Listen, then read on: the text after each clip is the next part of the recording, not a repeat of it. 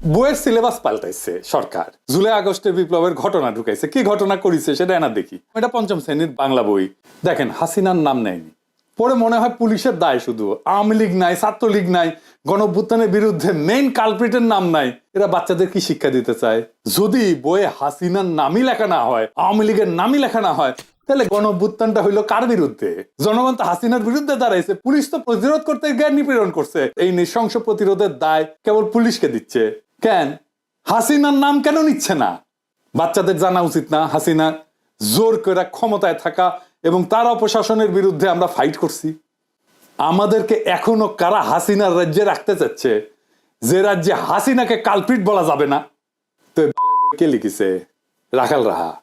ওর আসল নাম সাজ্জাদুল হক। এই এত ইসলামোফোব যে নিজের মুসলমান নামটা পাল্টা এটা হিন্দু নাম নিছে। প্রকৃতি খিল হয়েছে। নবম দশম শ্রেণীর বাংলা বইয়ে জুলাই আন্দোলনের ইতিহাস কেন্দ্রিক একটা গদ্য যুক্ত করা হয়েছে।